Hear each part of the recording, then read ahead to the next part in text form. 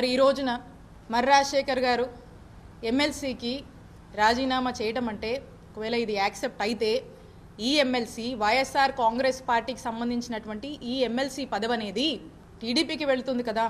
YSR Congress party ఎంతో నమ్మకంతో మీ మీద ఉన్నటువంటి అపారమైనటువంటి గౌరవంతో మా నాయకుడు జగన్మోహన్ రెడ్డి గారు మీకు ఇచ్చినటువంటి ఎమ్మెల్సీని మీరు ఈరోజు రాజీనామా చేస్తే అది టీడీపీ అకౌంట్లోకి వెళుతుంది. ఈరోజు మనకు నంబర్స్ లేవు, వెరీ అన్ఫార్చునేట్, మనకు బలం లేదు. సో కాబట్టి అది తిరిగి మనకు రిటైన్ అవ్వదు. సో కాబట్టి అది టీడీపీ ఖాతాలోకి వెళుతుంది. అంటే ఇంత నమ్మకంతో ఇచ్చినటువంటి ఈ పదవిని నిజంగా మీరు నిలబెట్టుకొని ఉంటే మీ గౌరవం ఎంతలా పెరిగేది అనేది ఒకసారి మీరు ఆలోచన చేయండి. బట్ ఇది జరిగింది. సో అయితే 2024లో ఇక్కడ 2019లో నేను పోటీ చేసి ఎప్పుడు వైఎస్ఆర్ కాంగ్రెస్ పార్టీ ఇక్కడ గెలవట్లేదు. మా నాయకుడు దీవెనలతో, మా వైఎస్ఆర్ కాంగ్రెస్ పార్టీ కార్యకర్తలు నాయకుల కష్టంతో, ఇక్కడ ఉన్నటువంటి ప్రజల దీవెనతో ఇక్కడ వైఎస్ఆర్ కాంగ్రెస్ పార్టీని గెలిపించుకోవడం జరిగింది మొదటిసారిగా. ఆ తర్వాత పార్టీ అన్నాక పార్టీ యొక్క రాజకీయాల కోసం ఎన్నికల వ్యూహంలో భాగంగా పార్టీలు అన్నాక రకరకాల వ్యూహాలు ఉంటాయి. సో రకరకాల పర్మిటేషన్స్ అండ్ కాంబినేషన్స్ని పార్టీ ట్రై చేస్తుంది. ఆ చేస్తున్నప్పుడు నన్ను మా పార్టీ, మా నాయకుడు జగన్మోహన్ రెడ్డి గారు నన్ను గుంటూరు వెస్ట్ నుంచి పోటీ చేయమని ఆదేశించడం జరిగింది. క్రమశిక్షణ కలిగిన వైఎస్ఆర్ కాంగ్రెస్ పార్టీ కార్యకర్తగా నేను వారి మాటే శిరోధార్యం అనుకొని ఎదురు ఏమీ మాట్లాడకుండా నేను ఆ మాటని, ఆ ఆదేశాలని పాటించి నేను నా బాధ్యతగా నాకు ఇచ్చినటువంటి గుంటూరు వెస్ట్కి వెళ్ళి నేను పోటీ చేయడం జరిగింది. మీ అందరికీ తెలుసు గుంటూరు వెస్ట్ గురించి. ఏ రోజు గుంటూరు వెస్ట్లో వైఎస్ఆర్ కాంగ్రెస్ పార్టీ గెలవలేదు. వరుసగా మనం ఓడిపోతూ వస్తున్నాము. ఇక్కడ కూడా వరుసగా మనం ఓడిపోతూ వస్తే ఇక్కడ ఒక గెలుపు బావుటాన్ని మనం ఇక్కడ ఎగరేసాం. అక్కడ కూడా గుంటూరు వెస్ట్ని ఎలాగైనా సరే పార్టీని స్ట్రెంగ్తెన్ చేయాలి, అక్కడ కూడా మనం గెలుపు కైవసం చేసుకోవాలనే ఒక ఆలోచనతో పార్టీ ఏదైతే ఆదేశించిందో ఆ యొక్క బాధ్యత మీద నేను గుంటూరు వెస్ట్కి నేను వెళ్ళి పోటీ చేయడం జరిగింది. ఇక్కడ నా మనసులో బాధ అనిపిస్తూ ఉండేది.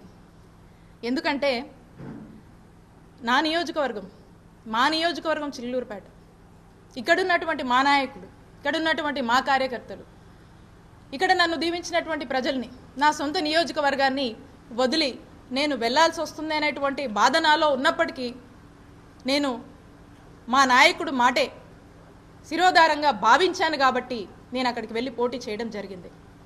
అయితే ఇన్ జనరల్గా మనం అనుకుంటూ ఉంటాం కదా, ఏదైనా మంచి జరిగితే మన అదృష్టమని, నువ్వు అలా ఉంటే ఏదో మన దురదృష్టమని. అయితే ఇక్కడ మీ అందరినీ కూడా వదిలి వెళ్ళాల్సి వచ్చినప్పుడు, మీ అందరి గురించి నేను ఆలోచించినప్పుడు, నా సొంత నియోజకవర్గం అని నా మనసుకు బాధ అనిపించినప్పుడు, ఇది నేను ఎవరిని అనట్లేదండి, నేను ఇది కేవలం నా దురదృష్టం అనుకున్నాను. నేను నా బ్యాడ్లకు అనుకున్నా, ఏదో మిస్ఫార్చ్యూన్ అనుకున్నా. అయినా మా నాయకుడు జగనన్న మాటే నాకు వేదంగా నేను భావించి నేను అక్కడికి వెళ్ళి పోటీ చేయడం జరిగింది. పదే పదే రాజశేఖర్ గారు అంటున్నారు అన్ని వేలతో ఓడిపోయింది, ఇన్ని వేలతో ఓడిపోయిందని. గెలుపోటముల గురించి మీరు మాట్లాడుతున్నారా రాజశేఖర్ గారు? చెప్పండి. అయితే గెలుపు ఓటం అనేది సహజం. నేను గర్వంగా చెప్తా ఉన్నా, మేము 2019లో అధికారంలోకి వచ్చాక మంచి చేసి మేము ఓడిపోయాం. ప్రజలకు మంచి చేసి మేము ఓడిపోయాం.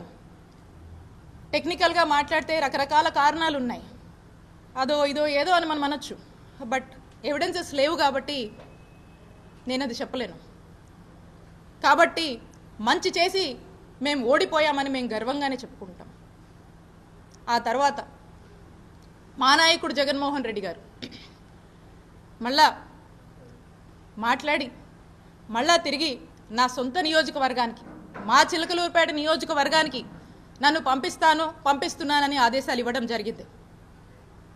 నేను మా నాయకుడు ఆ రోజు చెప్పిన మాట నేను కాదనలేదు, ఈ రోజు చెప్పినటువంటి మాటలకు కూడా కట్టుబడి నేను నా నియోజకవర్గానికి వస్తున్నందుకు నేను సంతోషించాను. ఇక్కడ ప్రజలకి, ఇక్కడ ఉన్నటువంటి మా నాయకుల్ని, ఇక్కడ ఉన్నటువంటి మా కార్యకర్తల్ని రిప్రజెంట్ చేస్తున్నందుకు చేసే అవకాశం నాకు దొరికినందుకు నా అదృష్టంగా భావిస్తాను. మా నాయకుడు ఏం చెప్తే అది క్రమశిక్షణతో చేయడమే మాకు తెలుసు. ఇక్కడ ఉన్నటువంటి నేను బాధ్యతలు తీసుకోవడం జరిగింది. ఎందుకు అని అడుగుతున్నారు కాబట్టి నేను మీ ద్వారా ప్రజలకు, వారికి నేను స్పష్టతనివ్వాలనుకున్నాను.